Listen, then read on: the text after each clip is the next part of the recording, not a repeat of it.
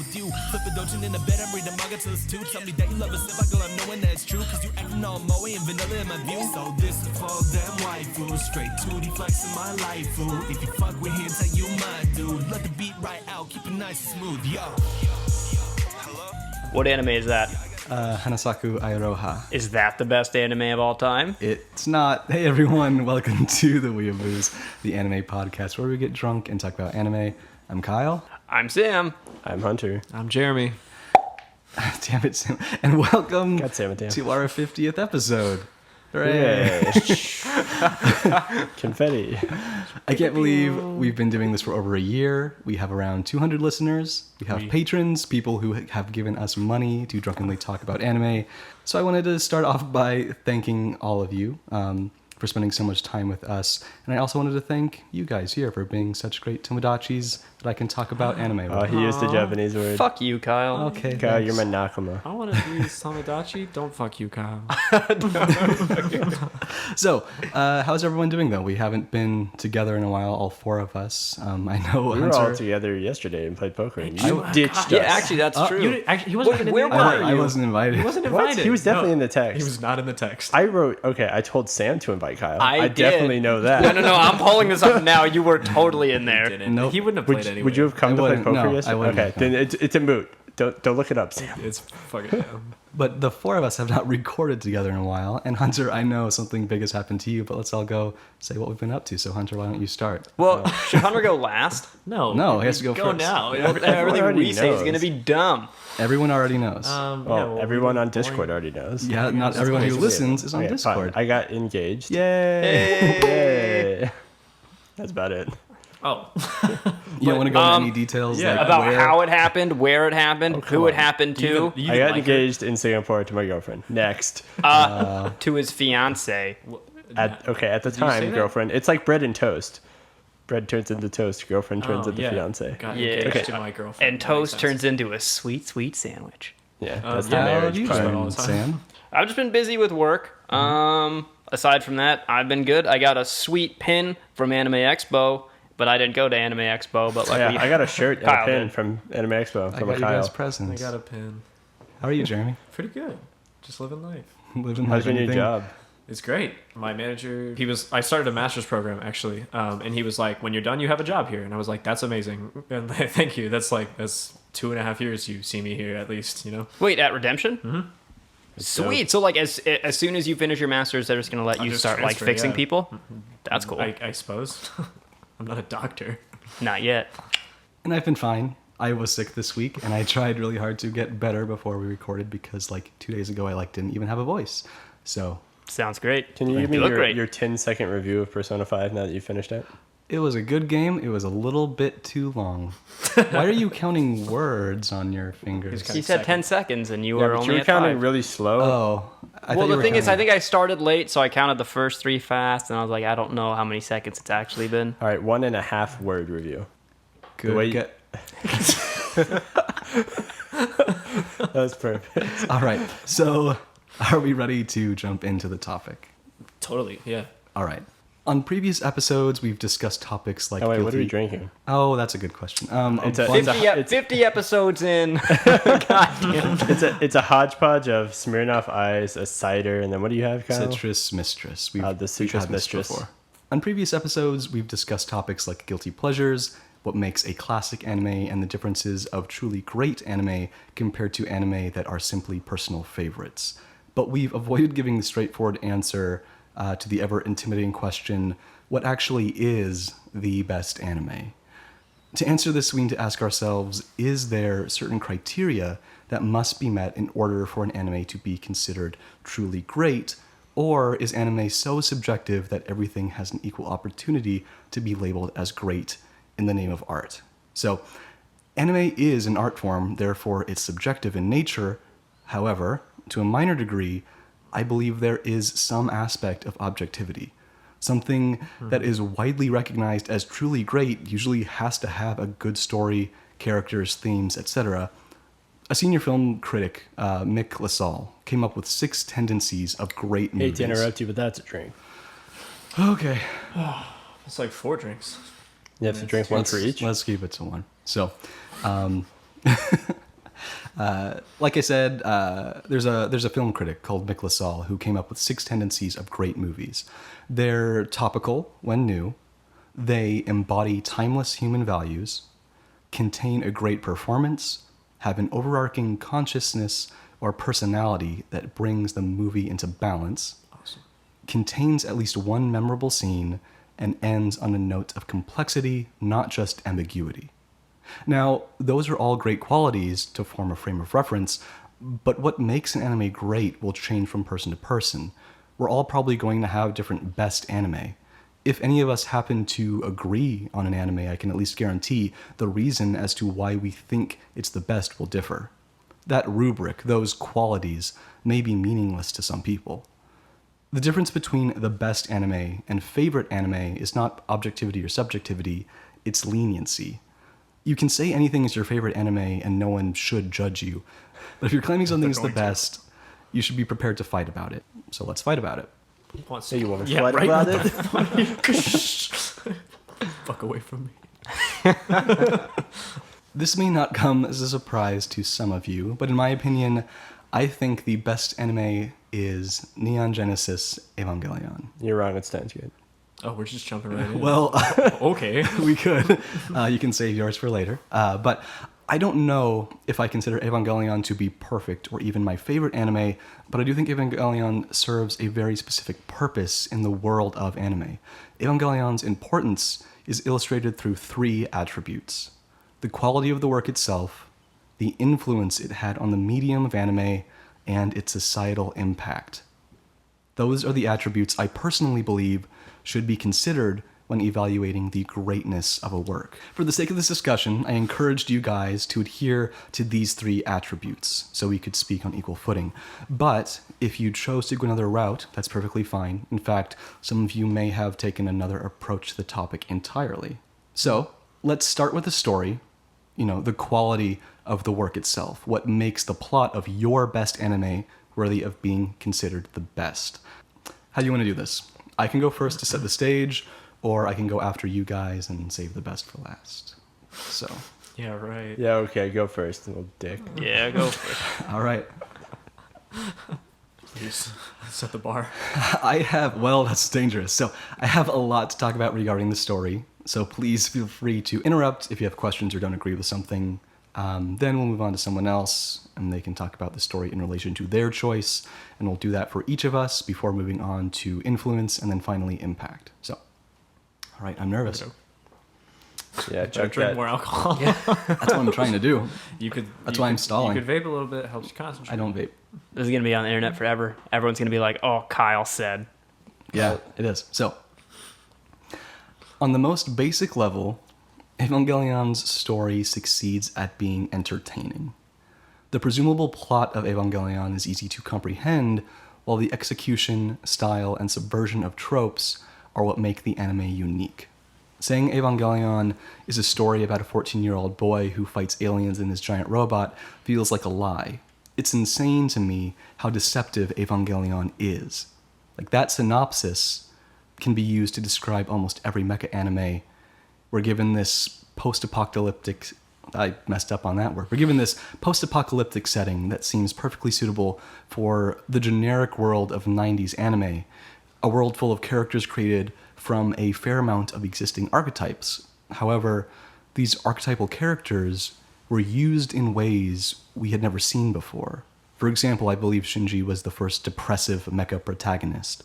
These seemingly transparent archetypes, depressed boy, emotionless girl, tsundere girl, appear normal from a conceptual viewpoint.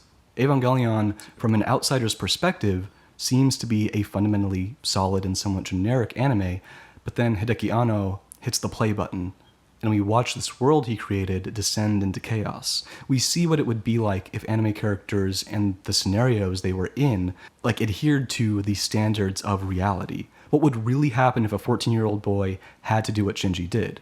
It would be disgustingly tragic, yet Anno shrouded this world he created so well in anime aesthetic that as time passed, people accepted the evolution and use of these archetypes as the new standard and eventually began to bastardize them to what we know today. I'll revisit this concept of the evolution and subversion of tropes and provide some example when we move on to what Eva did to influence the medium of anime, but we're still on plot for now. So much of what I just mentioned indirectly referenced other significant characteristics of what makes Evangelion's story particularly outstanding. For instance, world building, dualistic or allegorical storytelling, and most importantly, characters. Even though the series takes place at the end of the world, we get slice-of-life elements which enforce the humanistic focus of the show. The characters are arguably representative of various psychological issues, and sadly enough, is what makes them relatable. Relatability is depicted through faults and shortcomings rather than acts of heroism. Like, I've watched Eva about 4 times, and each time I found myself connecting with a different character due to whatever my mental state was at that time. The humanity in these characteristics, or lack thereof, is unbelievable. Like, just as they are hidden in archetypes, we hide our true selves by conforming to the archetypes of reality. Labels. As individuals, we know we are more than our persona. But to the majority, we are nothing but the image of ourself we put forward. Creating characters as complex as these in Eva is something that has only been achieved a handful of times in anime. There is so much more that contributes to the quality of Evangelion's story. The phenomenal structure of the writing, the intricate nuanced directing, the beautiful art. But in the interest of time, I'll quickly wrap up with one more story-centric element, which is the message. For so many people, Evangelion has made a monumental impact on how they perceive life itself. Evangelion is a story about persisting. It's a story about self-acceptance. It's a teaching on the complexity of human interaction. Evangelion is a philosophical and sociological experience that deconstructs the meaning behind a hero's journey. So before moving on, let's take a break from Eva. Good luck, Sam. Please. Well, I mean, I still kind of want to say some things about Eva. And we'll have someone else argue in relation to their best anime, but that's fine. If you have anything to say, just ask.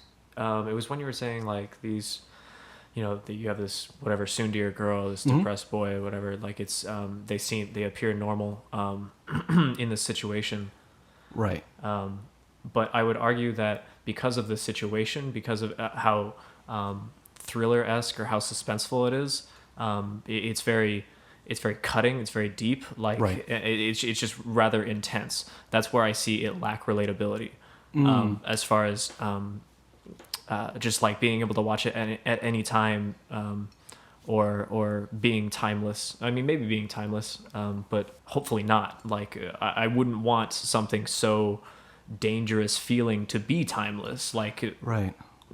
if you were to watch it at any point, like in 100 years, say there's no war, there's no violence, like, how would it do? Evangelion is written the way it is because it's Hideki Anno's diary. He suffered from severe depression. He essentially documented his account with his psychiatrist, and that's why it's as weird as it is. And I think people will historically always feel depression and sadness and, you know, this feeling of not being accepted, and that's what Evangelion is. And that's where the relatability comes into play, is that very visceral human emotion that you know, our deepest, darkest fears and concerns, and Something everyone will go through at one point in their life. right.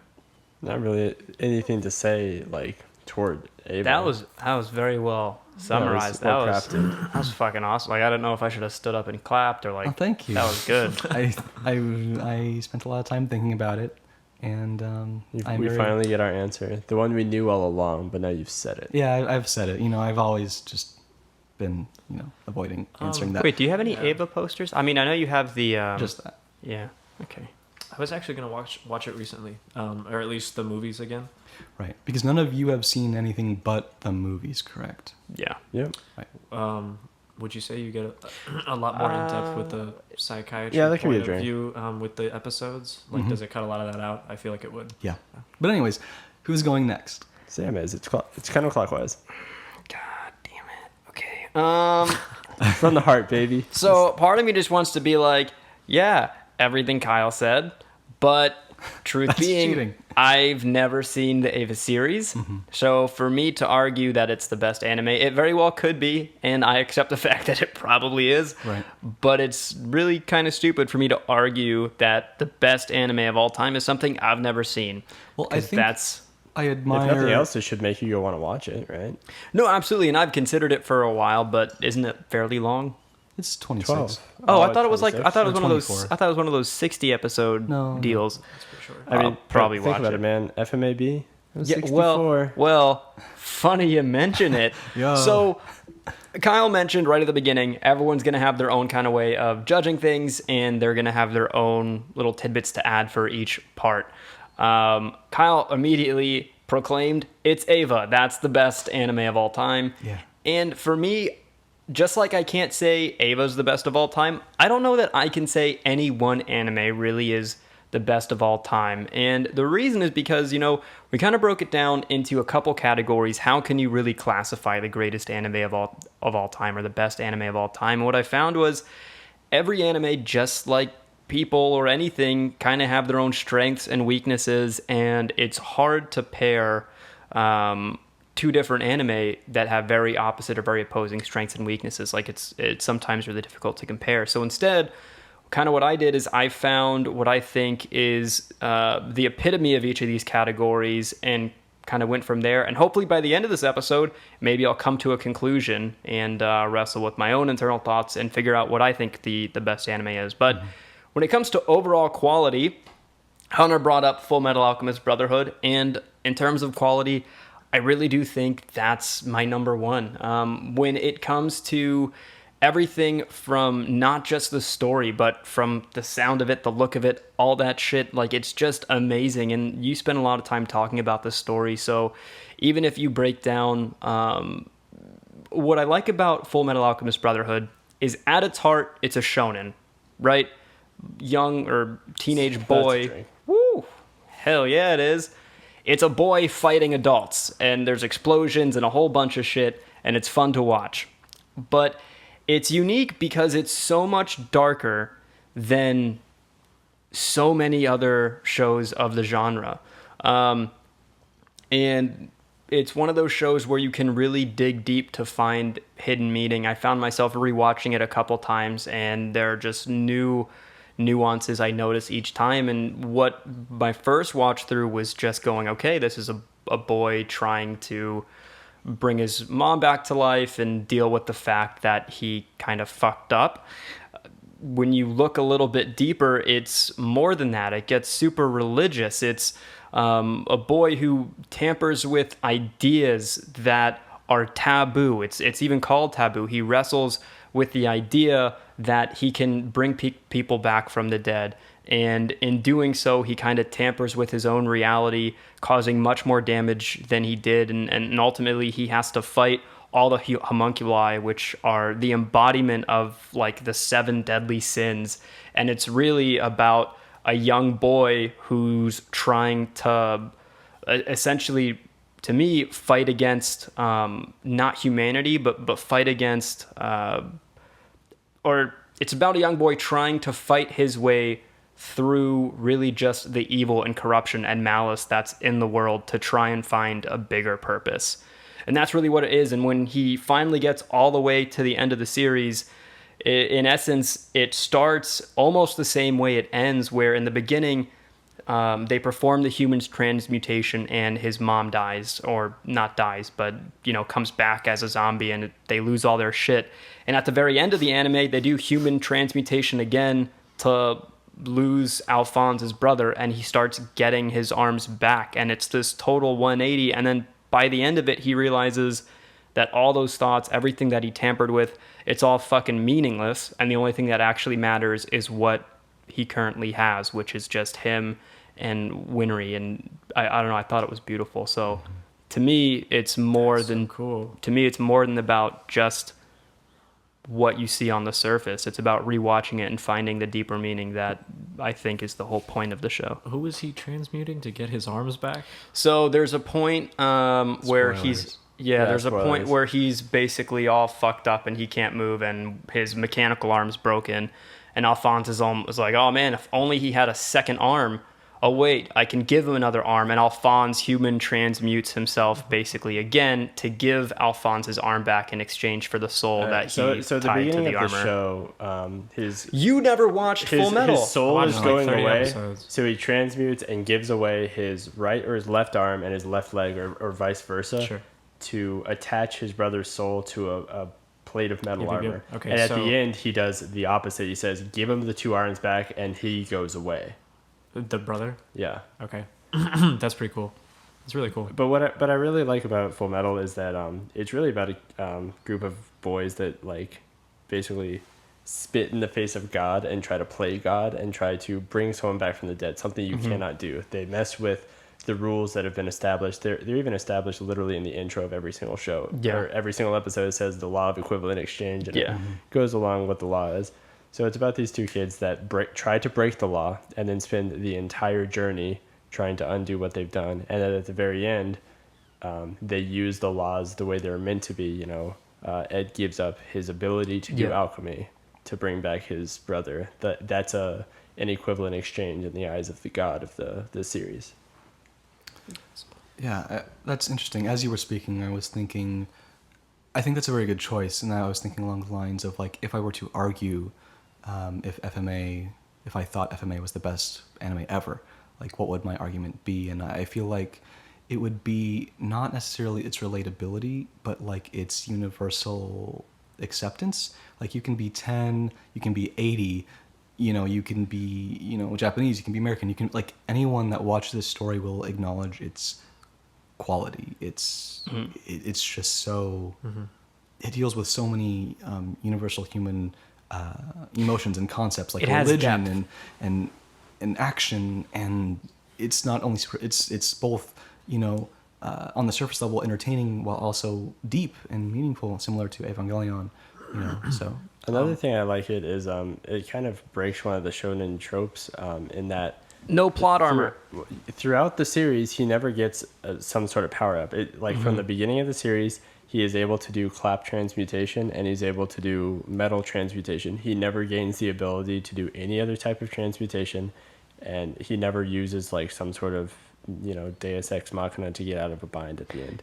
Like I really like that he's at least from a power perspective, from the very beginning to the final fight, he has the same abilities. This is going to seem like a very weird transition, but I remember hearing once someone talking about the movie Forrest Gump, right? And they said one of the most key factors or one of the reasons why we find ourselves attached to Forrest, like I think it's his name, right? Forrest Gump is the character. The reason why we attach ourselves to Forrest Gump and the reason why he's so captivating of a character is because we see this character who, at a fundamental level, he never changes. The only thing that constantly changes throughout the movie is his environment. And I think Full Metal Alchemist, in that same way, has very captivating main characters because they're very headstrong, and the essence of who they are never changes throughout the series until the very end because they're trying to deal with those inner demons, and then Ed finally realizes at the end who he really is and what he actually wants. They're very human. Yeah. Any anime that represents very human qualities or something like that is kind of timeless, or at least impactful or strong. Yeah.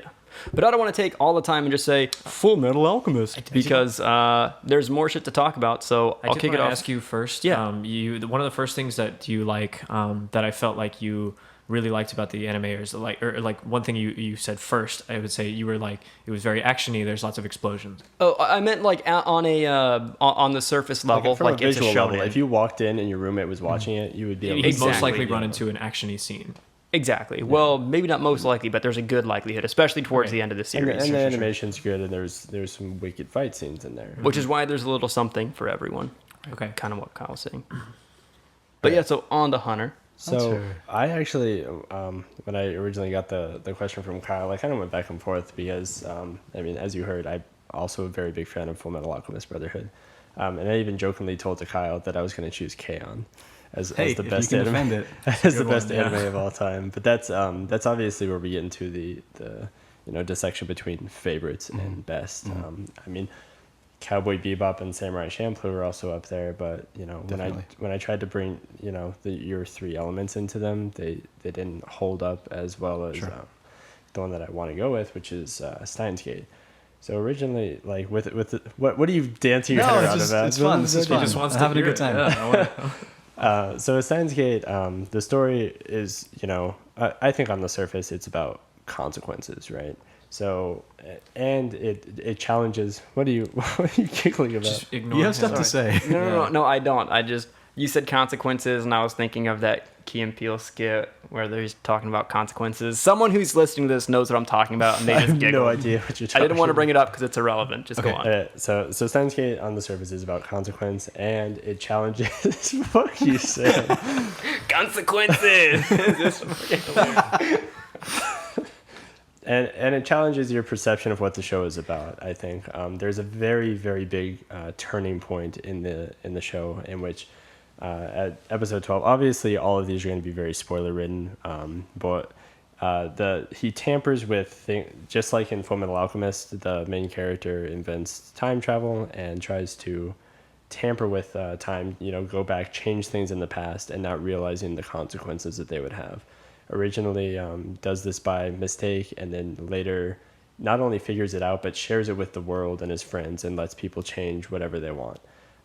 Little things like trying to bring well, not little, but trying to bring your father back can change the entire city of Akihabara, and then changing your gender has all of these unintended consequences. And upon episode 12, you see that he's accidentally created a world in which the person that means the most to him, this Mayuri girl, is killed and cannot be. He tries, and you see the emotion that he goes through trying to bring her back. It's a rough 3 episodes. Over and over again, only to fail every single time. He goes, it's basically like fate, right? No matter what he does, no matter where he brings her, within 30 minutes of this time, she dies in some way. Whether she gets, trips and falls, she gets hit by a car, or she gets actually like assassinated by gunfire. So he's created a world in which this, the thing that means the most to him dies because he wanted to change the world for a girl that he just met. So he brings back one girl and loses the thing that means the most to him.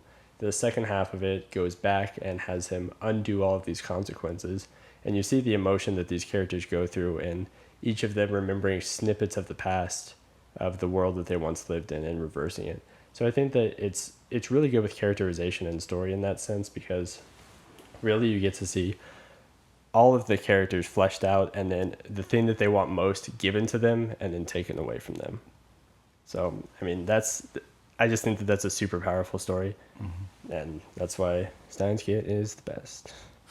I don't really know how to end Hunter it. Pickett.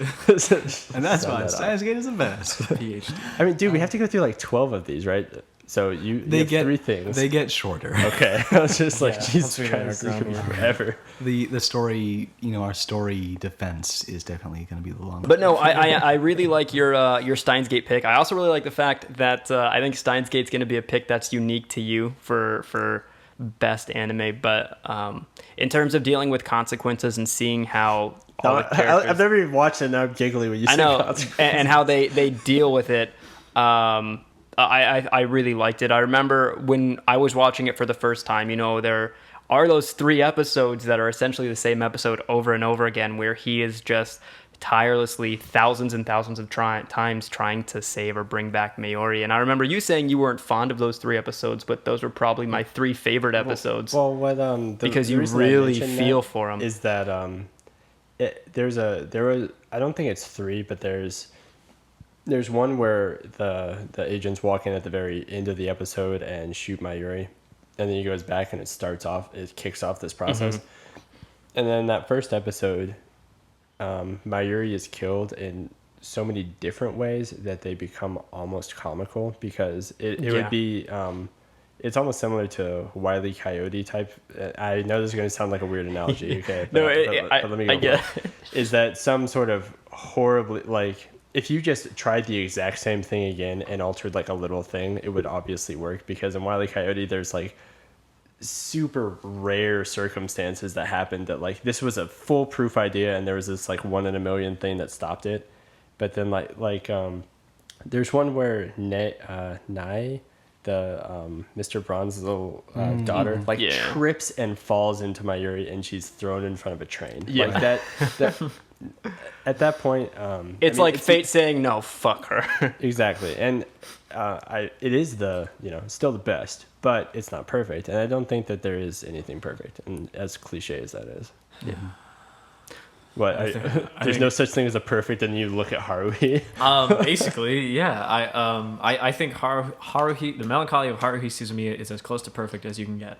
Is this the entire series as a whole? The first season, the second season? It has to or be the whole thing. Just the movie? Sure, yeah. I loved all of it. I mean, the extra stuff is exactly that extra stuff. I think that the movie is better than the series, is why I say that. A lot of people say that. That's cool. A lot of people I like say that. You like that better. But like the movie would be nothing without the series. You can't go into That a too. movie-based series and think, "Oh, this is the greatest thing of all But- time," without having but seen the series. It could be your favorite part.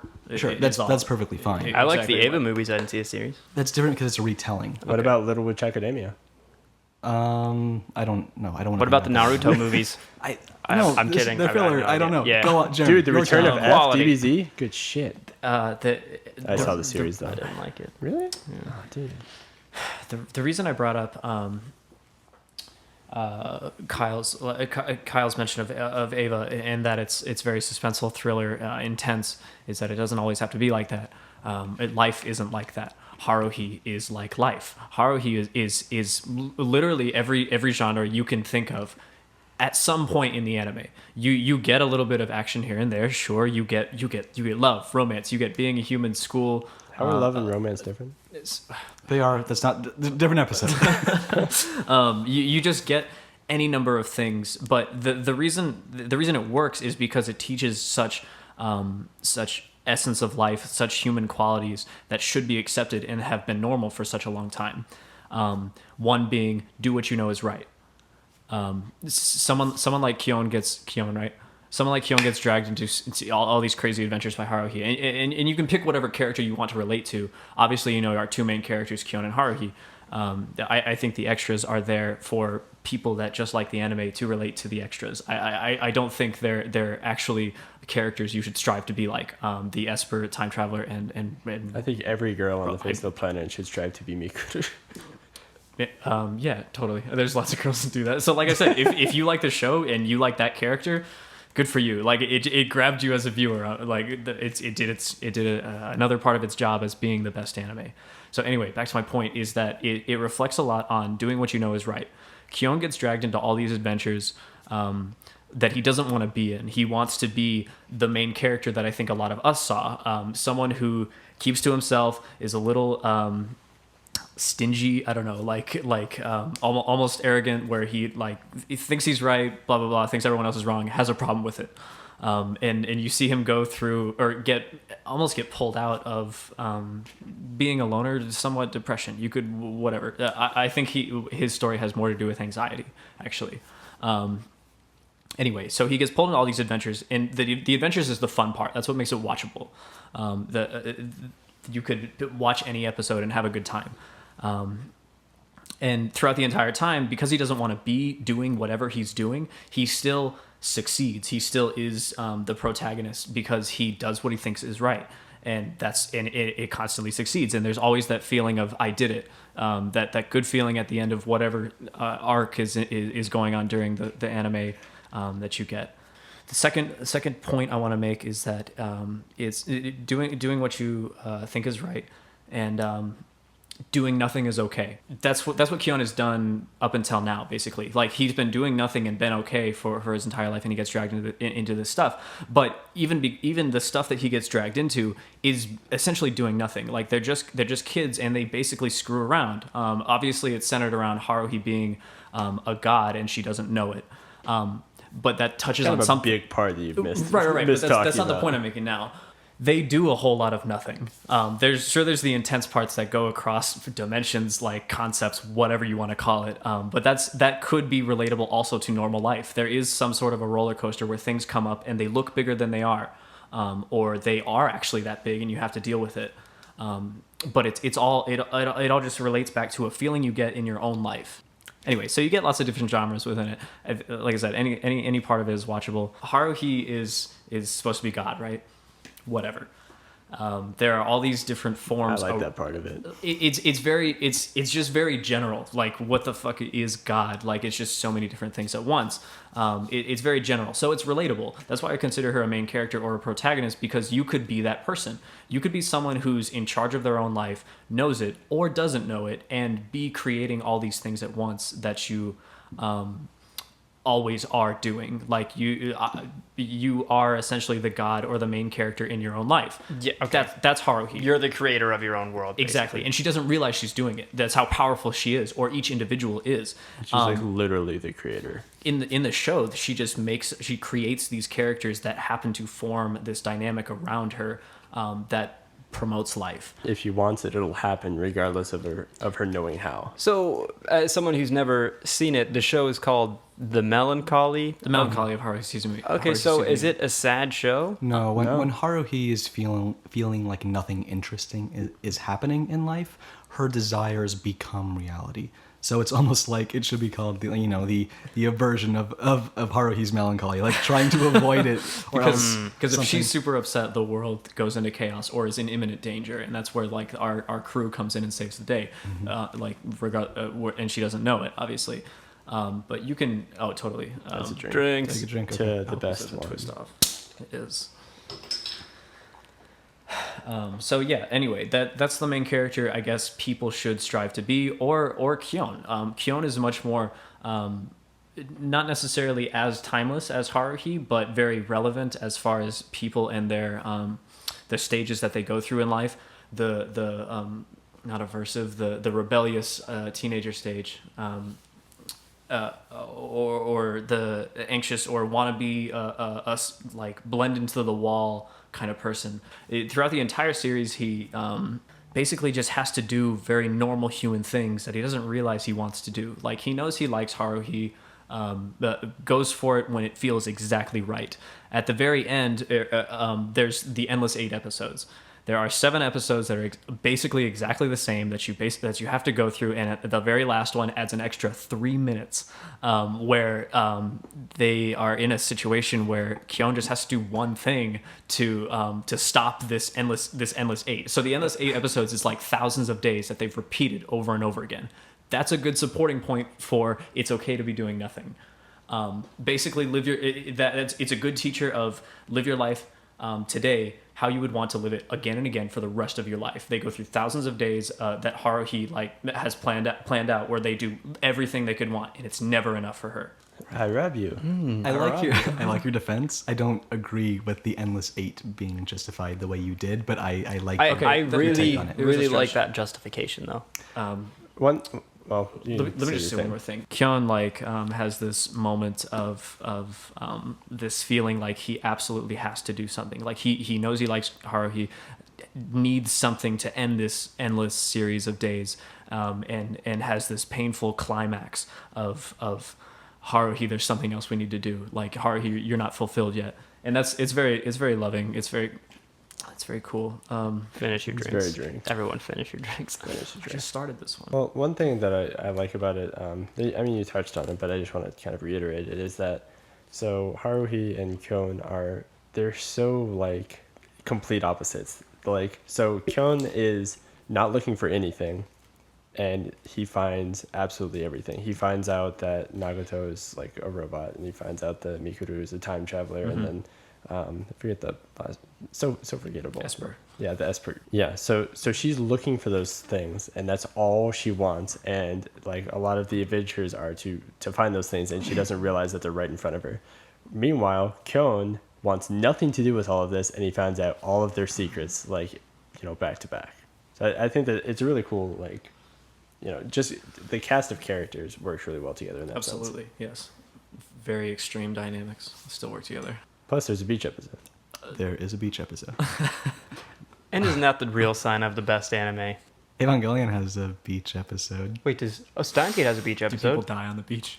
Well, they haven't. What? All right. The next factor that I believe should be considered before claiming something as the best is the influence it had on the medium. If something is truly great, the qualities of what made it great will be imitated across various works that follow it. Trends will be established, and the standard in which the medium is made may even change.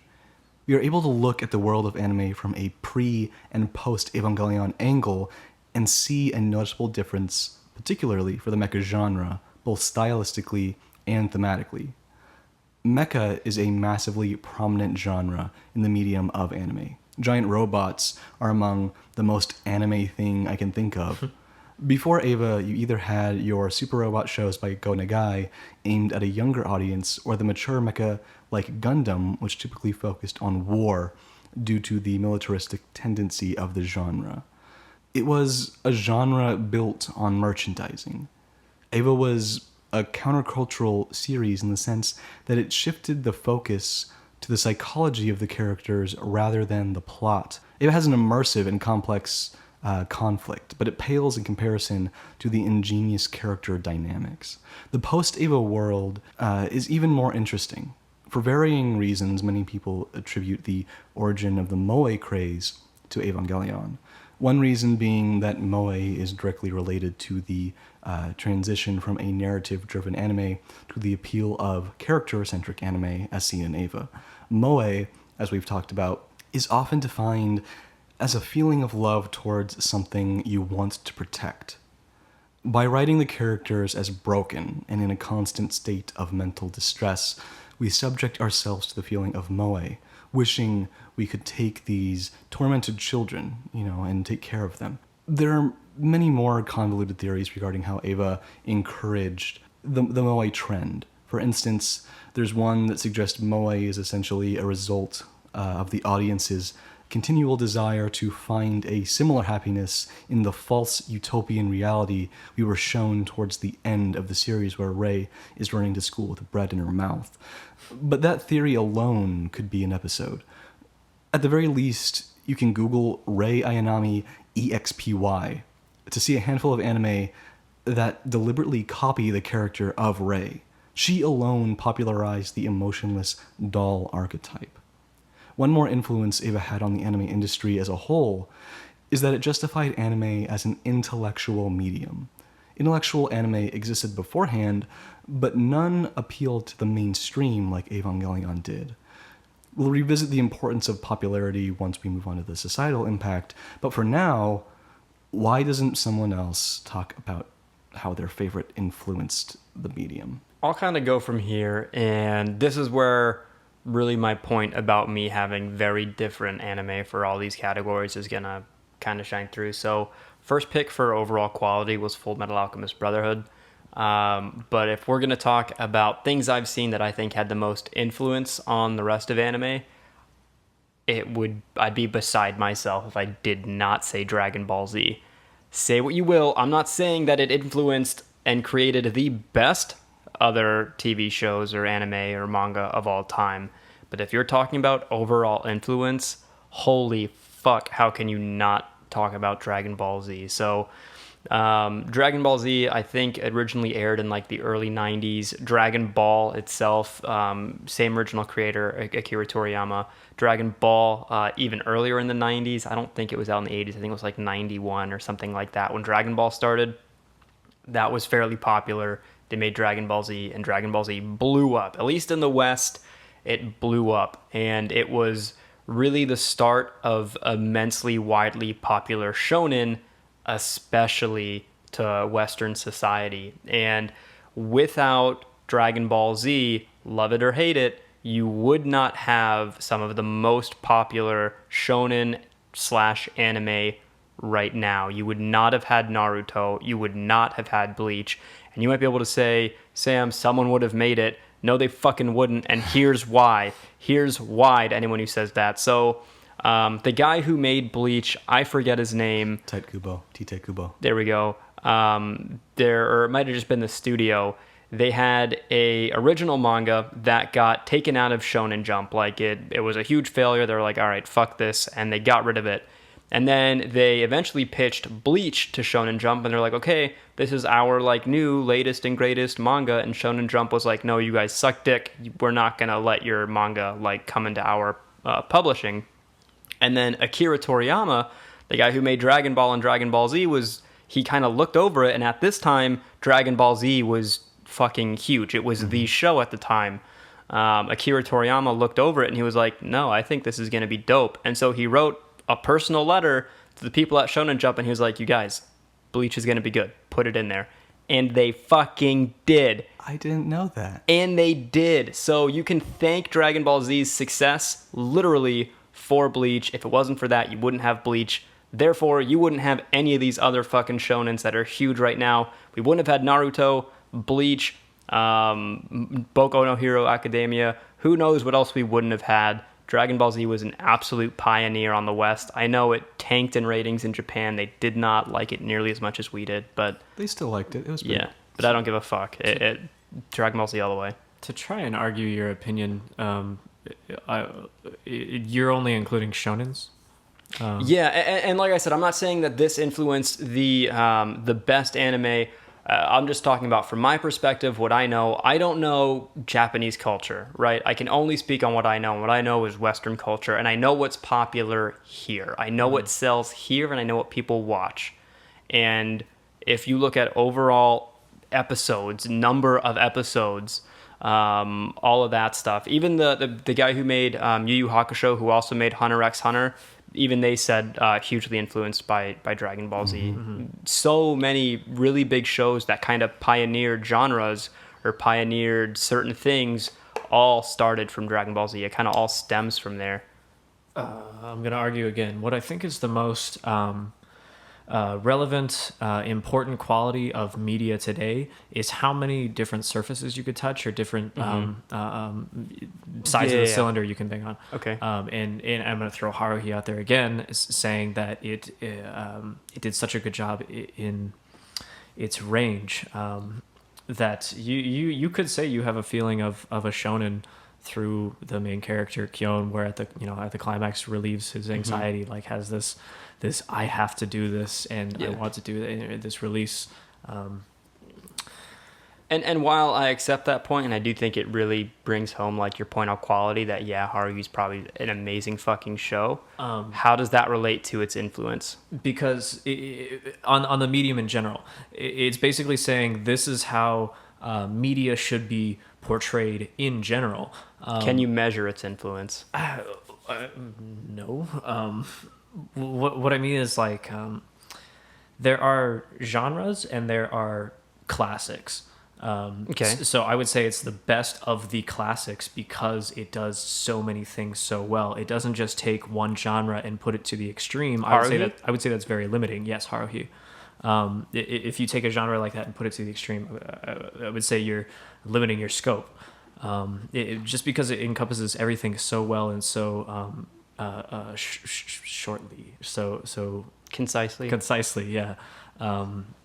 That it set the bar. It set the bar for future anime, saying, "Listen, you got to touch on all these different things and do them really well, tastefully, concisely." Okay. Concisely. And I see a lot of media doing that now. First thing that comes to my mind is Baby Driver. Baby Driver is a movie that came out a few weeks ago. Edgar Wright directed it, same director as Scott Pilgrim. It enveloped so many things a movie should have, concisely, to the point. Every second of the movie is something to enjoy, whether it's the sound, dialogue, visuals, whatever. I don't feel like that's what Haruhi did Yeah. with Endless 8, though. With the Endless 8. Let's just say the Endless 8 is optional.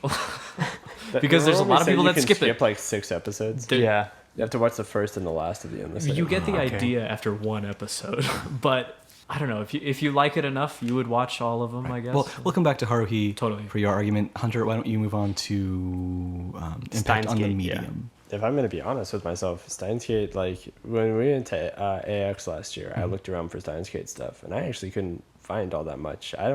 Like it's been consistently something that's one of the top rated anime on like Mal. Yeah. But really, like it was kind of like a firecracker. It was really big right when it came out, and it kind of died down. So, I mean, its impact on the actual medium itself, I don't. I think it would be hard to quantify, and I can't think of any concrete examples. What about like Tatami Galaxy? Tatami Galaxy? Yeah. What Are you about talking about using Tatami Galaxy for impact on the medium, or Steins Gate impacted the Yeah, creation I'm of saying, Tatami do you Galaxy? think that Steins Gate played... Well, actually, did Tatami Galaxy come out before Steins Gate? After, I think. No. Okay, so After. do you think Steins Gate played a role in, like, Tatami Galaxy or shows that are similar that deal with that Are kind you of... talking about stuff where you relive I the same see. day kind of idea? Yeah. Well, I mean, even if you know it or not, every new work that is created draws on influence from things in the past. So subconsciously or not, I'll bet that they did, look at Steins Gate. But there's a lot of stuff that would be time travel-y. And after Steins Gate came out, there wasn't some swath of time travel anime that have come out after it. I mean, there could have been Unfortunately. a few, but really the impact isn't seen in the medium from like a, like when you think of Haruhi, there were a lot of copycats afterward. If you think of the kind of, if I was to do what Sam did and kind of, tailor which anime I think would work best, I would actually say that another one that I think is top tier is Madoka Magica. And that one has had a much bigger impact on, the medium. Like if you say that Neon Genesis Evangelion did, X for like a mecha genre, then that's exactly what Madoka Magica did for magical girl shows. Madoka is my favorite. It's just not the best in my opinion. Yeah, it's something that took these, usually very happy themes of like these, little 12, 14-year-old girls that are happy and they do transformations and they fight evil, while living this double life as a schoolgirl. Right. But this just turns that on its head and it gets so dark and there's actual deaths in the series and there's so much emotion and there's, again, consequences of the character's actions. But, I mean, that's the original point. I actually don't, to be honest, think Steins Gate has impacted the medium. No, I think you are able to take the easy way out on this one due to the newness of Steins Gate. It's still a very new anime. I still feel like it's not really talked about, but its popularity is like very well established. Like it is commonly regarded as a good anime. It is like number 4 on my anime list, if that means anything. Has been up there for a long time. Right. So it's just like everyone Just kind of slightly mutually underneath agrees. Full Metal Alchemist Brotherhood. It is. That's true. Yeah, Full Metal Alchemist one of the Brotherhood is also coolest just as card new right as now. well as Haruhi. To be I was to be gonna say, I'm gonna fair, look up Haruhi. and I don't here's think your- that the timing of it has as much to do with it as much as I think that those two anime were a little bit more wide-reaching. I think that a lot of people that would have dropped Steins Gate would have done so before. I mean, you have to really work to get to the twist where you find out what the show is truly about and you find out how much each of these little choices mattered. Sure. And yeah, I mean, thinking about me, I dropped shows after 1 episode, 2 episodes, and the first half of Steins Gate is slow and a lot of build up, and it takes it takes a bit to get to that big twist moment that really makes it worth watching. Sure. Same thing with Katana Gatari. It was like a 4 or a 5 until the last episode, and then it like shot the fuck up. How did Haruhi impact the anime world, anime industry? I think I already explained that. Because of its scope, because of its malleability, its plasticity, I would say it covers more ground or more area than something very specific. Right. I mean, I don't... I mean, obviously, if I agreed with any of you on your best choice for anime, I would be talking about it. But because I don't agree with your choice on Haruhi, I do think this portion is really the time where Haruhi would shine. Like how soon Haruhi came out, copycats followed. You mentioned copycats. And Right, somebody thinking, oh, well, this did really well. Let's make something that looks like it. And make Haruhi money. started a movement on this school slice of life trend. It's really interesting to look up the history of things that have imitated Haruhi, but I don't know if the quality of the story really constitutes it as one of the best anime, but the impact it had on a lot of anime culture definitely does. But So, finally, the third factor that I believe makes something capable of being labeled as the best is its societal impact in relation to This pop guy agrees. culture. K-on's the best series ever made. Well, he's wrong. So, popularity over a long period of time is a useful measurement for defining something's cultural significance, and there's no denying Ava's lasting reputation. Evangelion was released in '95, and to my knowledge, merchandise is still seen in store windows across Japan. There are Evangelion... Because big robots are badass as figures. Yes, they are. There are Evangelion theme parks, pachinko parlors, coffee brands, and even clothing lines. Granted... Oh, and those wines. Remember I sent you pictures of wines? Yes, there's wine. Granted, the rebuild movies play a major part in keeping the anime alive, but regardless, it's a franchise that has become iconic. I've heard Evangelion be called the Star Wars of Japan, and although the subject matter is vastly different in regards to its iconography, I sort of agree.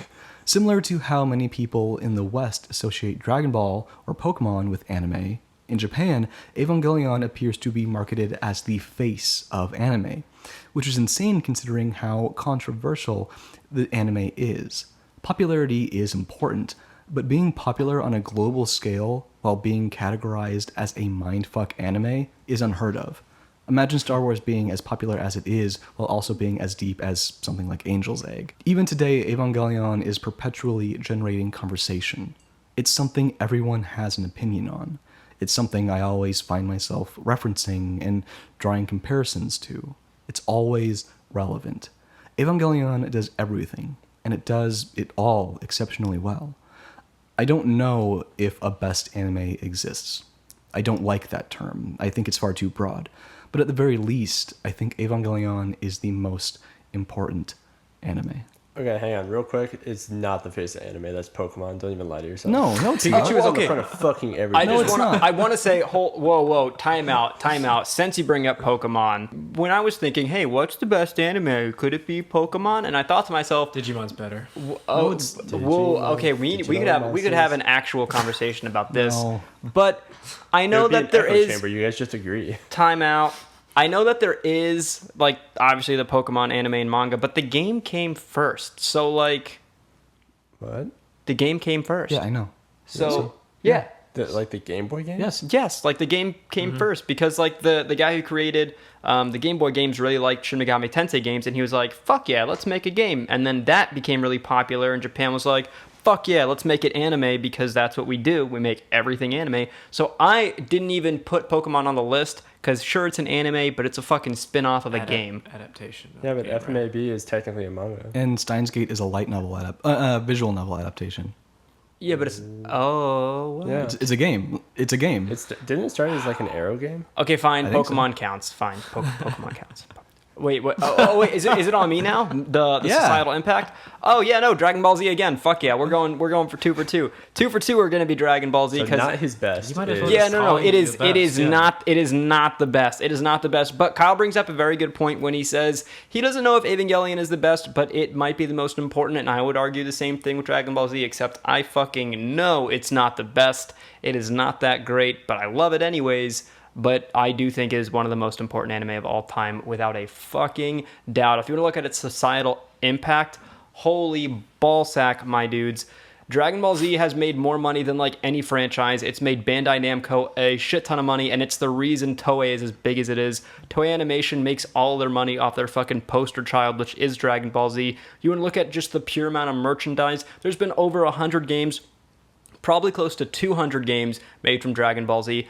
Tons and tons of spin-offs. There's been live action movies. Yes, they've sucked dick, but they've been there. Dragon Ball Z has I don't even wanna think probably about it. made somewhere near... I wouldn't be surprised if you like encompass all sales from anything Dragon Ball related. You're getting close to somewhere in the billion range. Still think Pokemon trumps it in sales. I don't know. Yeah, because Game Freak makes a shit ton of money, but still, Dragon Ball Z, absolutely. Just their impact on... You can go into any given room in any fucking place and say Super Saiyan, and they know what you mean, and that's saying something. That's saying something. Hey! Yeah, again, I mean, I mentioned it in the previous one, is that Steins Gate doesn't have that big of a societal impact. I mean, it popped up for like two or I mean, did it Which do means anything? it sucks. Did it do anything? Like were there any? was the like representation of it in Akihabara, like from like it being a real place? When I went to Japan, the first thing I did was go to Radio Kaikon to go take a picture in front of it. Like, I loved being able the fact that it was made in an actual real life place, and that you can go there. Same thing with the Keion School. The Keion School is based off a real school, and you can go there. Yep. I'd love to do that. That'd be so Yeah, awesome. I mean, it was done in a real world city, so you can go to the places in which these things happened. Or did they make the cities after the show? Dude, Akihabara Influence. is only 4 years old. All right, Or however old. Jeremy. Hang on.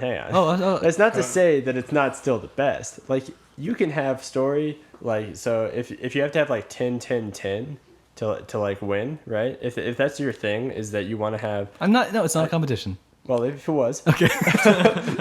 and you had to have like 10 10 10, then Steins Gate's like 28 2 2. So it still breaks the 30, Sure, and it's still the best. I get it. Fuck you.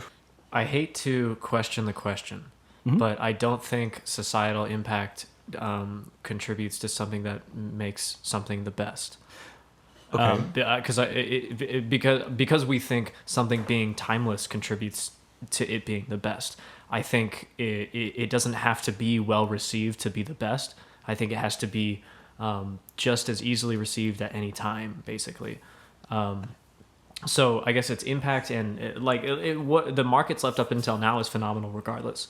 But I don't think that's what makes it strong. I think to a certain degree, I would say impact is synonymous with popularity. Like, Okay. it doesn't need to be well received. Like, The Room is not well received, but well, No, that's a horrible example because that's really They popular. have showing parties for The Room for some I've stupid been reason. to one. No, you haven't. Yeah, but we had an intern group that we watched The Room. It was great. There's also popular shit that's garbage. That's a horrible indicator.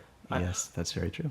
I guess you can judge its impact Love life. in a number Think of about other it. different ways. I think I pretty much said it. Like, I don't Okay. think it needs a societal impact to be the best. That's right. Story for life. Well, then those are the 3 points I had. That's all we had to talk about was the best. All we had to talk about. You know what I do think is interesting, though? I think all of our picks for our favorites are very telling about like our personalities.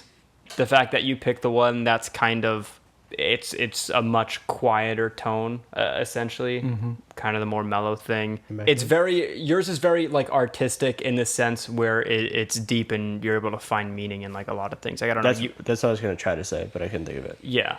And Jeremy's is very much like finding an anime. His favorite, or what he thinks is best, is an anime that kind of speaks on life and the purpose of life and the meaning of life and how we should perceive life. And that very much suits Jeremy's personality. Hunter's, yours, I don't know. Steins Gate just kind of suits you. I don't know how. I don't know how or why. It just kind of suits you. In the way that you were talking about, it's about dealing with consequences and not so much necessarily planning for things, but I think it suits him in the sense that it's sort of how I described how people view Steins Gate, where there's not like a lot of like commotion about it, but it's just regarded as like a very solid, you know, Like a sleeper hit. yeah, not so much a sleeper, no. It's just, you know, it's just like there's no question about its I quality. mean, what I had originally said is it's like a firecracker, just like everyone's like, ooh, ah. Like I said, don't think there's a best anime. I don't like that term. Yeah, I think me and Kyle, and I even mentioned to him before the podcast started, and he kind of said it was ironic, but I realized as we were trying to categorize these into the 3 parts that really what we ended up categorizing is what we deem to be the most important anime, maybe not necessarily the best anime. Yeah, what we considered the best, but there Right. could be any number of interpretations for best. I mean, if best existed, we would know what it is. If a best truly exactly. existed, everyone would have already agreed on it. It's Right. your favorite. Just like- Whatever you think the best. Any review is going to be a unique individual's perspective on an anime. Whatever you think is your favorite is your best. Except for the guy who said Sword Art Online. You're just fucking wrong. That wraps up the topic itself. But really quickly, I Have an announcement. yeah, before we move on to questions, Kyle's pregnant. I'm pregnant. my It's God. We've made that joke before. I have a somewhat disheartening announcement to make. Oh. I'm dying. Oh my god! From now on, the Weeabooze is moving from a weekly schedule to a monthly schedule. That means you guys should come every time now. Yeah. I So- didn't even know that. Did I not tell you that? No, this You've is told news like to me. 3 times or 4 Yeah, I times, knew that. swear. Wow. Oh my god. Well, It's just like you didn't tell Kyle about poker last night. I thought I did. It's because I made 2 different text message groups because the first one I deleted after we talked about some stuff. all right. So now there are a few reasons for this, the most important being job related. I'm able to put as much effort as I do into the podcast due to the nature of my job. At work, I tend to work on a lot of small projects. So in between projects, as I'm waiting for a new assignment, I spend that time coming up with ideas and writing outlines for the podcast. The problem is that I don't particularly love my job, and being able to work on the podcast during work is sort of encouraging this sense of complacency, and that's not how I should be living my life. I'd like to start looking for a new job, however, that's difficult to do when I'm already treating the podcast as a second job. I have so much fun doing the podcast, and it's honestly something I can say I'm proud of, but that pride prevents me from releasing anything I feel is subpar. We may have seemingly stupid topics like Lolly's Beach episodes and Monster Girls, but I put a lot of effort into finding qualities that make those topics insightful or at the very least entertaining. I definitely have a lot more respect for podcasters or YouTubers who make content professionally because it truly is a job. In addition to things being a bit easier on life stuff, moving the podcast from a monthly schedule should also give us the opportunity to improve the podcast a bit. Episodes may seem a little bit more well thought out, since I'll have more time to focus on a single topic for a longer period of time. Episodes will be longer because we'll have more to talk about during our What We're Watching segment. In fact, that entire segment will sound better since it's easier to compose thoughts on a grouping of episodes instead of individual episodes. Episodes are more likely to have other hosts aside from just Hunter and I because it's easier to ask people to show up on a monthly basis rather than weekly. And finally, it may give me some time to experiment with short bonus episodes or even video content. So, I apologize to anyone who's sad or upset about this, but there are ways to talk to us whenever you want, and I'm actually thinking of finally using Twitter, like a personal Twitter. Our Weeabooze Twitter account is nice to have for people messaging us or making announcements, but I feel like there's more of a reason to follow us as people rather than the podcast itself. So I did make a Twitter account. The name Secret Otaku was taken, so I chose a different name. Secret Otaku 2. No, I don't like Secret numbers. Otuko? Tuku? That's dumb. No. Otaku? I don't like numbers. I don't love. Secret Otako. No. I don't love hyphens or underscores or numbers. So Puns. They're puns. no. So I found a different name that describes me pretty well, which is the best Kyle. anime. No, it's follow me at Kyle. No, it's the best anime boy. So follow me at the best anime boy. All one word. The best anime. I am the best anime boy. They're the best anime boy too. Really quick, I want to thank everyone who has shared the podcast, as well as our patrons, Yes. especially our newest patron, the Jiggly. Thank you so much. Additional thanks to Comic Fan 44, Kokoro Suru, Mr. Naki 3000, Slan Figma, Dojinshi, King Depopolis, Everyday is Average, Trash Pie, Clear Love, Vegetibor, Oster Shalen, Darbinger, and Nivlock 83. And lots of new names I haven't heard before. That's awesome. Yeah. So, with that being said, let's move on to questions. We're doing something a little bit different tonight. I asked you guys to send some extra questions. If you're in the chat, you can ask us more. But we will be answering these in a sort of rapid fire manner. And through some arbitrary method, we'll determine winners and losers for each question, and the losers have to drink. So, what anime power would you want? Time travel. Teleportation. Well, okay, we don't literally Being have to. God. I want the power to have all the power. Everyone. We don't literally have to. We don't literally have to. You like, said rapid. Next question, go. Go. Yeah, actually, fuck it. So, what anime power would you want? You said time travel, Sam. Teleportation. Hunter says teleportation. Gonna stick with my answer, actually. Next I question. would just like something simple like Shunpo, like the flash step in Bleach, like just going Totally. Okay. just fast. Okay. Or Pretty much what I said, just lamer. I also would like. You do have a cool cloud of smoke with yours, though. Yeah. In High School DxD, the main character has a move called Dress Break, and he can rip the clothes off of women just by touching them. That's fucking cool. Sweet. That'd be cool. There's always have that in High School of the Dead. I'd like Homura Akemi from Madoka Magica. So- she gets both unlimited guns and explosives and military But weapons. I wouldn't use She has to that. steal And the time, guns. no. It doesn't matter because she also gets time travel. Like basically because Yeah, there we go. Because There we- because I yeah, get I time pick- travel. I pick I that don't girl. care what I'd be her. additional aesthetic goes with it. It's cool with guns because you can stack up so many guns. Okay, who and then loses? let Who time loses go. this round? Hunters, because this is the most basic. Okay, similar but slightly different. Favorite power or finishing move? Not power you would want to have, but favorite power or finishing move. Serious punch. Oh, that's a really good answer. I already fucking won. Mine is it's the finishing move that Gon used in Hunter x Hunter against Pito, the cat girl. Oh my gosh, the oh, rock paper scissors or but- rock paper rock. But like specifically when he's a fucking man. Yeah, that one. So Yeah, that's a really good one as well. Bang Kamehameha. It's for sure Spirit Bomb. okay. Classic. Really serious character from Bleach. Bankai was Rose Petals. Byakuya. Oh, I Byakuya. really like Byakuya's Bankai. Yeah. Senbon Sakura. Totally. Who loses? What did you choose, Hunter? Serious punch. I One think. punch man. Wait, what did you choose? I was gonna choose that, but you took it. What did I? Oh, Gon from Hunter x Hunter. The rock paper scissors. It's between you and me because I chose Spirit Bomb, which is basic, and yours is just Basic as good as bitch. a move. I lost to that. Come on. I'll lose if whatever. No, good job, Kyle. I don't know. I agreed with it. I'm gonna drink with you. Thanks.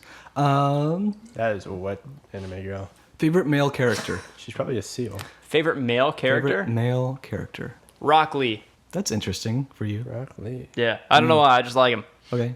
I don't like male characters as much as I like female characters, and that's our next question, actually. Favorite female character. I thought about, like, Luffy. Luffy is just a good character in general. Like, everyone loves Luffy from One Piece. Vash from Trigun is Spike. really good. No, that's Damn so it. boring. No, That's a good did you answer. say Spike, though? Yeah. And then did you criticize yourself for being boring? Uh-huh. Oh, okay. Everything is boring.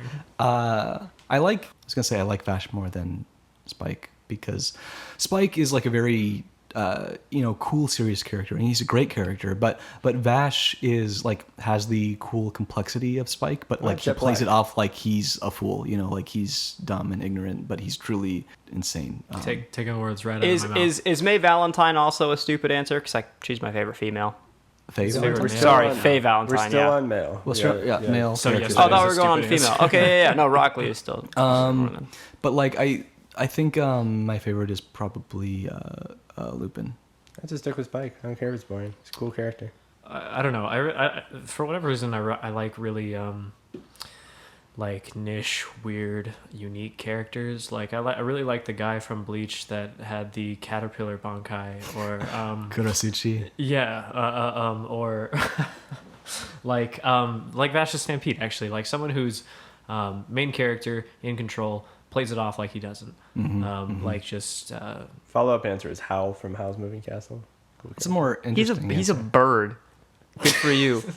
I think. Who did you choose? Who did you choose? Sam, remind me. Rock Lee. I think you lose. Whatever. Okay. I agree with Kyle. Favorite female character. Faye Valentine. I like Asuka. I like Shinobu. I like the Major. Probably Asuka though. I think it's Mio. I'm pretty sure it's Mio. It's not Kurisutina. Well, she's really good, but I feel like I already cheated by choosing Steins Gate as the best. So I'm trying to avoid Steins Gate answers here. Hey man, you got your reasons. Mio is dark-haired bass player. Yeah, Mio. That's a good one. Mio Jeremy? from K-On! You're gonna kill me for forgetting the main character of Kill la Kill, Oh, Ryuko. Ryuko. I would say Ryuko is actually my favorite female character. That's really interesting. I like Satsuki more than Ryuko, but She's just very much so up my alley, like abrasive, Naked. Naked. Abrasive and yeah, naked. abrasively naked, like her own Abrasively person stands up for herself. Like that's cool. I think Hunter loses, Haha. but I'm not gonna choose myself. No, I think he loses too. Fuck you, you. you lose so bad. Has Look Jeremy at all lost that yet? alcohol you gotta drink. No. All right, then no matter what, he loses next round. If you could have any sequel, what would it be? Gangsta. I just want them to finish it. I want a sequel to Berserk, but I don't want it to be ugly. Okay. Can I choose K on 3? Sure, whatever. Sweet. Can I say what I wish there wasn't a sequel for? Yeah, I like that. Death Note and Code Geass. I think they were both fine with their Okay, first Death season. Note, that wasn't like a... Disagree with Death Note. Dude, have you guys seen the trailer for the live action movie? It's gonna be so fucking bad. I know. Oh, Surprise, No, but surprise. I think that Death Note didn't have a sequel. That was all one show. Code yeah, he just Geass means had the 2 second season. seasons. Who's the best femme fatale? Favorite sidekick? Robin. Ah, shit. No. Drink. Favorite sidekick. Does Pikachu count as a sidekick? Sure. He's my favorite sidekick. He's a true fucking bro. Mine is Alphonse. Yeah. He's not a sidekick. How dare you? He's not? No. Okay, then Riza Hawkeye. I love that answer. That's Wow, that's an amazing... I don't think I lose, but you definitely win. So, Piccolo. No, drink. Fuck you, drink. Purple-haired girl from High School of the Dead. Psycho? Psycho. I don't know why I know that. not a sidekick. I think Jeremy drinks for that.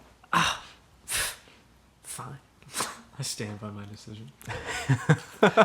Of all the anime you've seen, which character would you say is a good representation of each of us?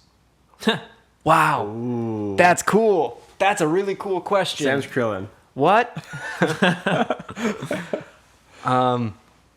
Like, I know myself. I think Who I are know you? myself. See, I think it's so much harder to answer for yourself. I think it's easier for Yeah, people to answer No, it because, for you. like, I mean, I had, like, the moment I saw this anime, I just knew, oh, this... Akira. No. Kaneda? Oreki from Hyoka. So, because he's the type of character who doesn't want Wants to to use exert energy. more energy than he has to, but still does stuff because he either really likes his friends or because a cute girl asked him to. He's very grounded and looks at the world very logically with, like a slight hint of emotion. Nice. I'd say he's Graves from League of Legends. What? Me? Grace. Graves from League of Legends. You say just because he has, like, Just because of the look. facial I can't hair. get past the look when I'm thinking about this question. That's right? funny. Because every anime character in the world does not have a beard. Like that's very true. You're Kuwabara. is that a good thing? No. Oh, I know Kuwabara. But he's tall, he's redheaded, which is basically the same thing as you. You're not really redheaded. I have been told I look like Wolfwood from Trigun by Justin. You do. So if Can someone answer for me? I actually kind of want to know. Not fucking Krillin. How dare you? that's Because I'm just not good at, like, relating or finding ways to relate to things. But you're you. I'm going to say I'm Mugen from Samurai Champloo. Mugen. Oh, you're Mugen. Reckless Damn, and I was like, self-taught. I'm trying to think. I think I know like the sort of archetype. I can't name the character. name the archetype. I'll give you the character. I feel like it's the sort of character who has sort of like the power to like copy other people's powers, because I feel like you're very adaptable and adept at like adhering to certain situations. Smeargle. That's a Pokemon, but sure. The archetype I would say for Sam is like Like you're versatile. no filter. Just kind of I was thinking along the same lines. say whatever you want and like don't really give any regard for like if somebody doesn't like it. Just Does that make me himself. Luffy? That's actually not a terrible comparison. Hell yeah. We're going with Luffy. Next question. Yeah, that's actually pretty damn good. Who are you, Hunter? No idea. Oh, he didn't. You lose. Oh, he said Kuwabara. I don't even know who that is. Can't I be someone I know? It's my only stipulation. I was just gonna say the main character from Beck because he starts a band. He's a very good guitarist and stuff like that. Beck. Beck, yeah. There's an anime called Beck. Oh. Chad from Bleach. I could actually... That's actually not a bad answer. It's the Because, first like, thing that comes to you're mind that big, makes but you're sense. also kind of quiet. You're a very reserved person, so you'd be a very reserved Maybe character. Jet Black from No. Cowboy Bebop. No, you're not dangerous. Next question. You were sent to another world, a la Konosuba. What single item do you take with you? No cell phones. Money would be worthless. Right. That's why I would want to take something that makes me profitable. Yeah, see, I was going to say... a big ass gun. no, see... No, actually, that's not a bad idea because you're like, I have this really powerful weapon. Like, bring me to a king. I will sell it to the king. I was thinking one step above that.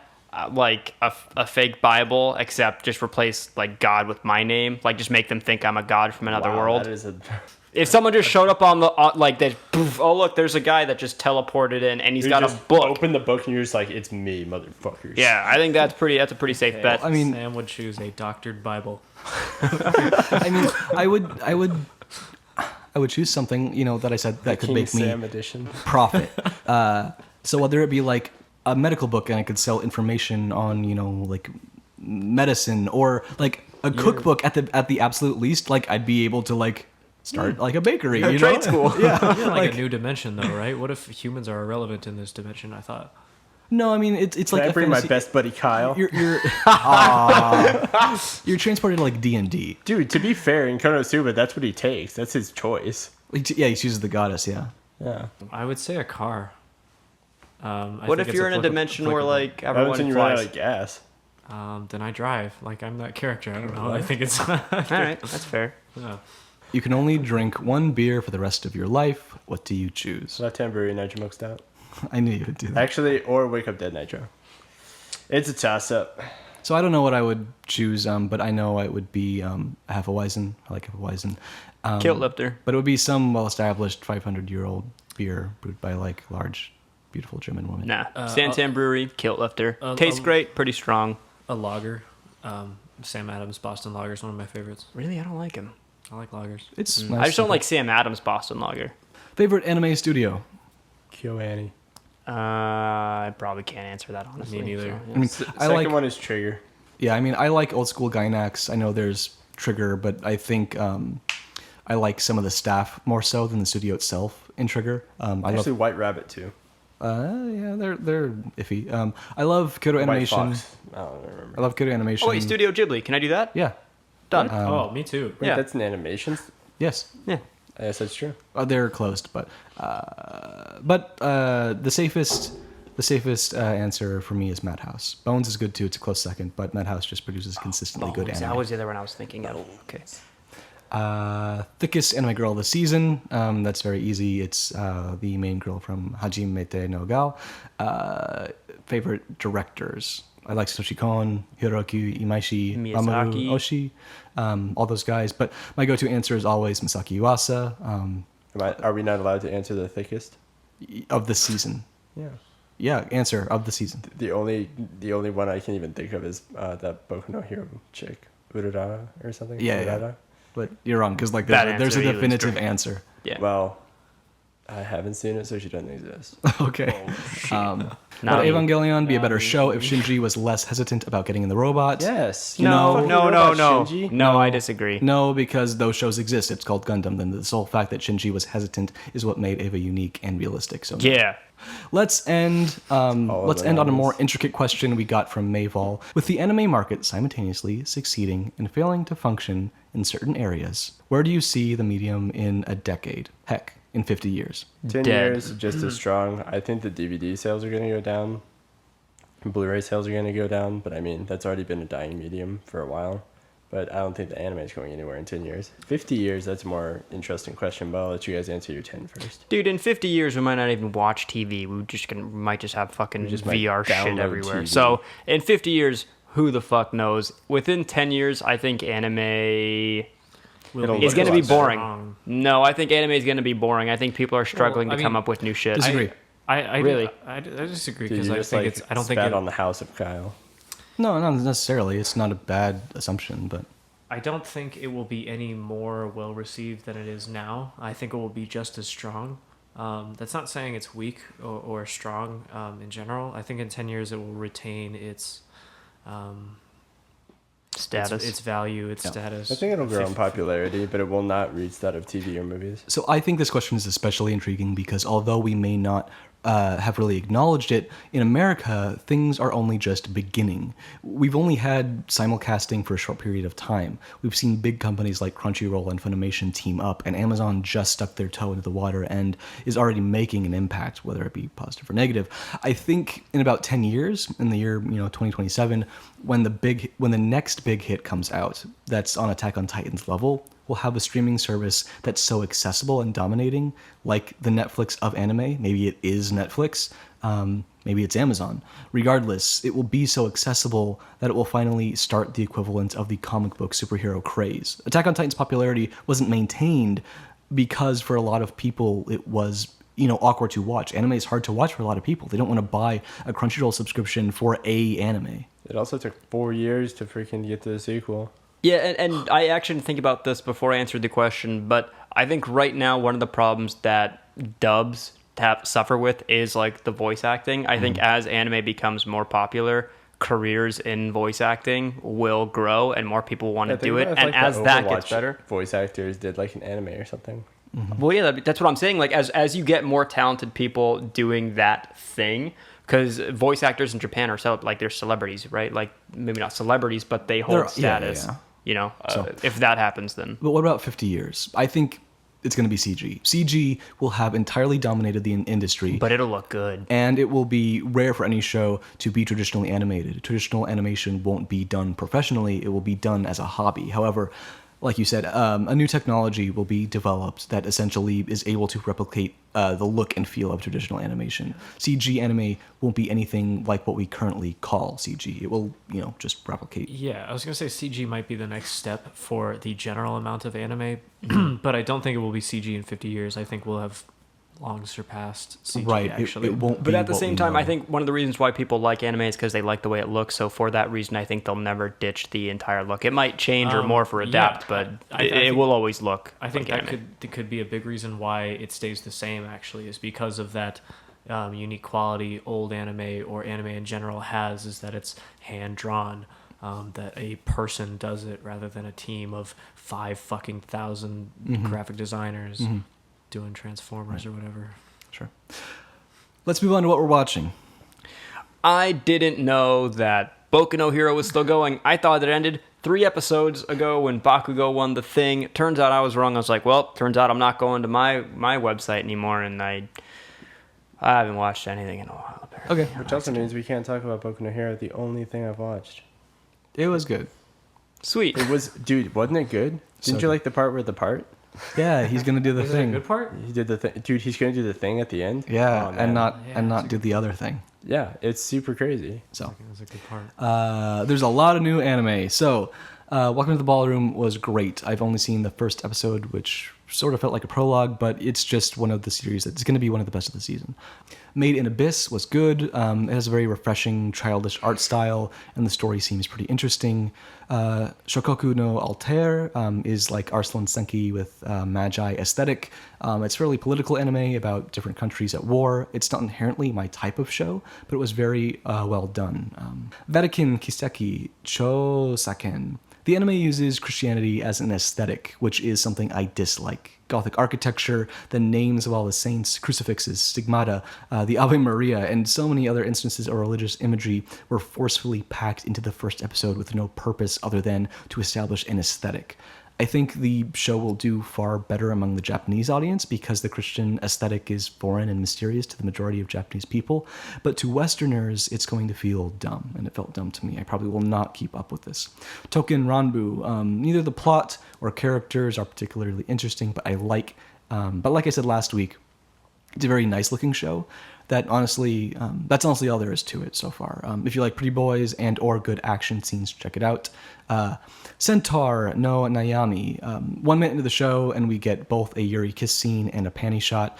There seems to be a legit Yuri element to the show, though, so we can hope the kiss was justified and not just a fan service gimmick. Overall, the anime presents some ideas in fairly unique ways. The world itself is divided between 4 different human-animal hybrids, all unique histories, and it depicts monster girls in a more realistic light, like their day-to-day activities. It was cute and entertaining, but the biggest problem I found right away is something I've mentioned before, which is that I don't love when a character is being nothing more than an archetype. Like, just because the main girl is a centaur, that doesn't make her original or inherently interesting. It's not an excuse to be lazy and give her a copy-paste basic ditzy girl personality. But I do really like the anime, though. Princess Principal. Among the shows I was completely ignorant of this season, Princess Principal had the best first episode. I don't know what I can relate it to, though, to make it easier to grasp the atmosphere of the show, but it's an espionage thriller directed by the person who worked on Tokyo Magnitude, alongside the person who worked on Code Geass for series composition, and it has Yuki Kaitsura on music. So right off the bat, it had the type of aesthetic I'm incredibly weary of. It was like steampunk future technology, cute spy girls in this like Victorian-esque dark metropolis. It's too much. I think it's messy. It has a potentially convoluted aesthetic, which makes me feel like it would be very easy for the series to collapse underneath itself. But I was incredibly surprised by the first episode. Sam, I think you might really be interested in it for some reason. It kind of struck me as a show you would like. I'll check it out. Koi to Uso had a good second episode. I really like the wife character, how she didn't create too much drama. The show went in a different direction than I thought it would. Isekai Shokdo, episode 2, was very relaxing and super cute. It's a great Monday show. Nanamaru Sanbatsu, I'm still liking it more than I should. It sort of reminds me of season 1 of Yowamushi Pedal to a certain degree. New Game season 2, I didn't feel like it needed a season 2, so it was weird to be watching it again, but it was perfectly good and not much different from season 1. Isekai wa Smartphone to Tomo ni starts off just like Konosuba. Boy dies and gets one wish before being reincarnated, and he asks the god if he can use his smartphone in this new fantasy world. It's not bad, it just feels sort of cheaply made and thoroughly unoriginal. Hajimete no Gal is the sexy show of the season, therefore it's the best anime of the season. Yokuso Jitsu Roku Shijo Shigi no Kyo Shitsu E. It's entertaining, but painfully transparent. It felt very played out until the twist at the end. And what I mean by that is our protagonist's first line in the show is how much he hates to be inconvenienced or involved in anything. He's super stoic and appears to be totally boring, yet in the first episode, he's already really close to the two most beautiful characters simply because he's the protagonist, not because it made sense within the context of the show. The show wants to do something, it has a story to tell, but it's really trying hard to justify the bland main character. A lot of elements felt forced. It does have potential, though. It's a school that awards currency to students based on their societal worth. But that is it. If you have any questions or suggestions for episode topics, please don't hesitate to send as many as you would like. That was episode 50. That was the 50th one. Yes, it was. 0. Well, like, does that include all, like, the... No. Okay. We're over a year, like how long we've been doing this, and we're over 50 episodes, but we're 50 numbered episodes. You can send questions to myself at Secret Otaku on Tumblr, email us at theweeabooze@gmail.com, or just leave a comment wherever you're listening. Or Join his us- new Twitter. Don't forget new Twitter. Yeah, I forgot my URL. The best anime boy. Email us theweeabooze@gmail.com, or just leave a comment wherever you're listening. Join us on Twitch for our live recordings, and join us on our Discord so you can talk to us whenever you would like. Also, consider supporting us on Patreon or leaving us an iTunes review if you like what we do. And more than anything, please share the podcast because word of mouth is pretty much the only way we get new listeners. We want to thank Hentaidu for our intro music and Kugata for our outro. And like always, get Drunk. And Anime. Hey! see you guys next time.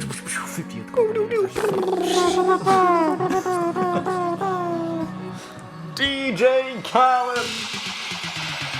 Catch me smoking a sour off the coast of Okinawa. Feeling so high like I'm Ho-Oh in a tower. Take a flight on some shit. Got my dogs riding beside me, blazing hot. That's kamikaze. Sacred fire, don't be mad, I'm lit. Catch me smoking a sour off the coast of Okinawa. Feeling so high like I'm Ho-Oh in a tower. Take a flight on some shit. Got my dogs riding beside me, blazing hot. That's kamikaze. Sacred fire, don't be mad, I'm lit.